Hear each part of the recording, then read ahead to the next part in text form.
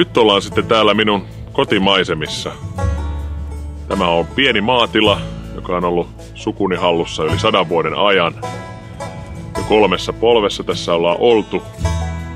Tässä mäellä on tullut opittua niin polkupyörällä ajo, traktorilla ajamaan, vähän autollakin ajoa harrastettu ja monta muuta asiaa. Tämä on tietysti aina semmoinen hyvin erityinen paikka, tämä koti meille jokaiselle. Ja täältä on aina saatu voimaa niin tuulen kuin tuiskunkin keskellä. Tänne on aina hyvä palata ja tämäkin paikka on Eurajoella. Nyt ollaan sitten täällä lapsuuden koulumaisemissa. Täällä tuli vietettyä mun 6 ensimmäistä opintovuotta ja siihenkin mahtuu paljon muistoja. Nuorena mulla oli itsellä silmälasit ja ne tietysti tällaisen lasten välituntileikeissä on aina vähän sellaisia ongelmallisia, että ne särkyi monesti ja niitä sitten korjattiin. Tämä on hyvin rauhallinen ympäristö ja silloin mun aikana täällä oli ainoastaan 25 oppilasta. Ja se on täällä Eurajoella muutenkin sellainen asia, että näitä kouluja, kuten Rikantilan koulu ja Sydänmaan koulukin, niin on hyvin turvallisia paikkoja kasvaa. Ja ne antoi mulle hyvän pohjan myös tähän elämään. Että pienestä on hyvä ponnistaa. Sitten voi mennä vaikka kuinka suurin ympäristöön. Eurajoella on 7 alakoulua ja sitten on yhteiskoulu ja lukio, jotka löytyy tuolta Kirkonkylästä. Ja meillä on nämä koulurakennukset pidetty tosi hyvässä kunnossa. Eli meillä on tämän kattavan lähikouluverkoston ansiosta niin pienet ryhmäkoot täällä, eli on helppo ottaa oppilaita yksilöllisemmin huomioon.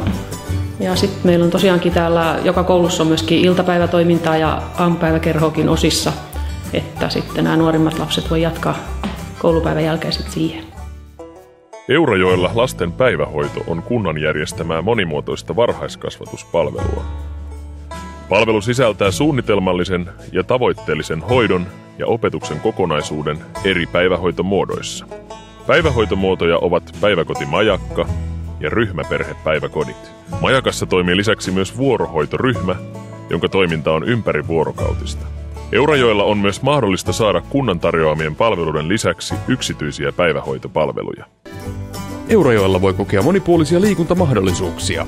Näitä tarjoavat muiden muassa jäähalli, yleisurheilukenttä ja jalkapallokenttä.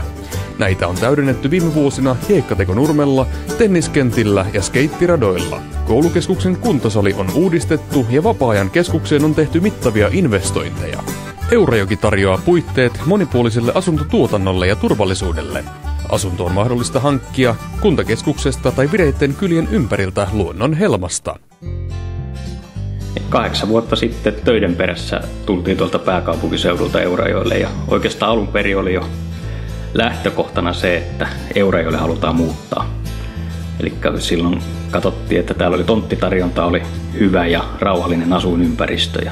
Tontin saaminen ja varaaminen olisi myös helppoa ja tontin koko oli sitten hyvä, kunnallistekniikka oli valmiina ja sillä oli helppoa, että kun tultiin, niin me heti varattiin tontti ja lähdettiin rakennuttamaan sitten, että kaikki käynnistyi hyvin sukkelaa, sujuu hyvin ja kunnan esittelyt meillä oli kunnanjohtaja silloin, tuli bussikierrokselle, että esiteltiin. Kunta järjesti bussikierroksia. Joo, että vastaanotto oli tosi upea ja hyvä, että sai sitä materiaalia ja oli henkilöitä, ketkä oli silloin heti tavoitettavissa. Eurajoen kunta on lapsiystävällinen kunta, että täällä ei ole yhtään kyläkoulu lakkautettu ja tää on lapsille hyvin turvallinen ja rauhallinen paikka kasvaa ja elää. Harrastusmahdollisuudet on hyvät. Kyllä tää... Niin, hyvät liikuntaolosuhteet. Pääsee ovelta suoraan mettään, sienimettään ja puolukkamettään. Ville ainakin tai hiihtämään. Tai hiihtämään. Sijainti on Eurajoella kyllä hyvä, että isompi kaupunki löytyy tästä ihan kohtuullisen ajomatkan päästä.